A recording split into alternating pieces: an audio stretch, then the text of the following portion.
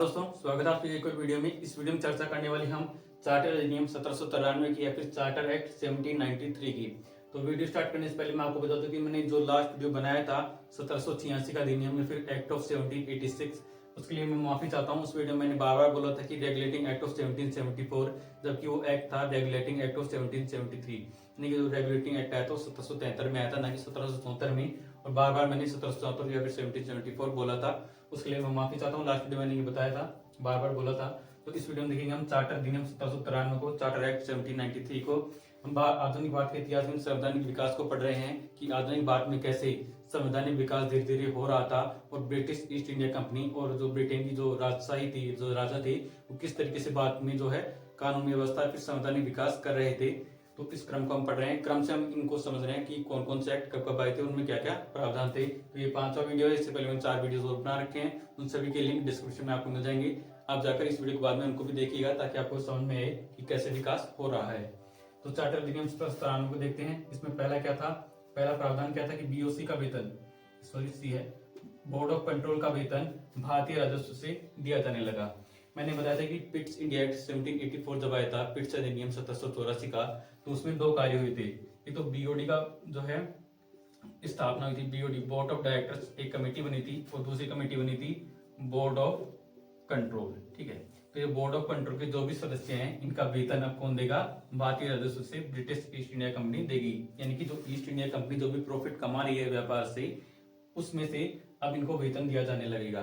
पहले ऐसा नहीं था, इनको वेतन जो है ऐसा नहीं दिया जाता था, यानी कि ईस्ट इंडिया कंपनी का जो प्रॉफिट है उससे वेतन इनको नहीं मिलता था। अब उनके प्रॉफिट से इनको वेतन दिया जाएगा।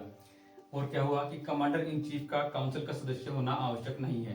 देखिए, रेगुलेटिंग एक्ट ऑफ 1773 में गवर्नर जनरल प्लस 3 सदस्यों की एक परिषद, यानी कि टोटल 4 सदस्यों की एक परिषद बनी थी, जो फैसले लेती थी, अलग अलग कानून बनाती थी, योजनाएं लाती थी, या फिर बाद में जो कंपनी का व्यापार का जो कार्य है वो देखती थी। ऐसे 4 सदस्यों की परिषद बनी थी रेगुलेटिंग एक्ट ऑफ 1773 में।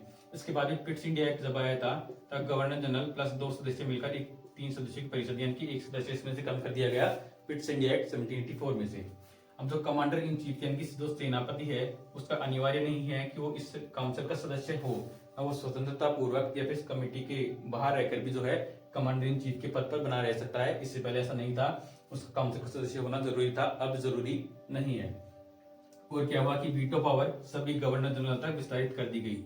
वीटो पावर कैसे, जो 1786 का अधिनियम मैंने पढ़ाया था, जो लास्ट भी था एक्ट ऑफ 1786, वो एक्ट आया ही था लॉर्ड कॉर्नवालिस के लिए। ठीक है, उसमें लॉर्ड कॉर्नवालिस को एक वीटो पावर दे दी गई थी, किस पर, जो 3 सदस्यों की परिषद है इसके फैसलों पर। यानी कि ये सदस्यों की फैसलों मतलब ये परिषद जो है, जो भी फैसले लेगी उस पर वीटो पावर लगा सकता था लॉर्ड कॉर्नवालिस। ठीक है, अब ये वीटो पावर सभी गवर्नर जनरल, यानी कि कॉर्नवालिस के बाद में जो भी आएंगे गवर्नर जनरल, उन सभी को ये पावर दे दी गई।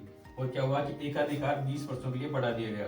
देखिए, जब कंपनी की स्थापना हुई थी तो क्वीन एलिजाबेथ जो थी, फिर जो ब्रिटेन की जो राजा थे, रानी थी, उन्होंने इन्हें एकाधिकार दे रखा था पूर्व में। ठीक है, पूर्व में व्यापार का एक अधिकार दे रखा था। भारत, चीन, इंडोनेशिया, मलेशिया जो एरिया है, इसमें व्यापार का एक अधिकार दे रखा था। एक अधिकार का मतलब क्या है, तो ब्रिटेन की कोई भी कंपनी ईस्ट इंडिया कंपनी के अलावा, जो ईस्ट इंडिया कंपनी है, ईस्ट इंडिया कंपनी के अलावा ब्रिटेन की कोई भी कंपनी पूर्व में आकर व्यापार नहीं कर सकती, सिर्फ ईस्ट इंडिया कंपनी ही व्यापार करेगी।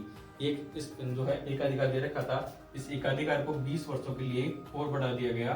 ठीक है, अब 20 वर्षों तक और इनको एक अधिकार था कि यही व्यापार करेंगे, और दूसरी ब्रिटेन की कोई भी कंपनी यहाँ पर आकर व्यापार नहीं करेगी।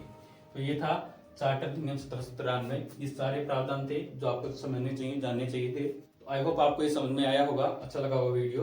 तो इस वीडियो में इतना ही था। अगर आपको वीडियो अच्छा लगा तो वीडियो को लाइक करना, चैनल को जरूर सब्सक्राइब कर लीजिएगा। ऐसे ही वीडियोस के लिए लगातार हम वीडियो लेकर आते रहेंगे। पूरे भारत के इतिहास पढ़ेंगे, आधुनिक भारत का इतिहास, मध्यकालीन और प्राचीन भारत का इतिहास। इसके बाद में हम एक सीरीज और लेकर आएंगे जिसमें विश्व का इतिहास भी हम साथ साथ पढ़ेंगे। तो वीडियो को लाइक करना, चैनल को जरूर से सब्सक्राइब कर लेना। मिलते हैं नेक्स्ट वीडियो में, तब तक के लिए नमस्कार।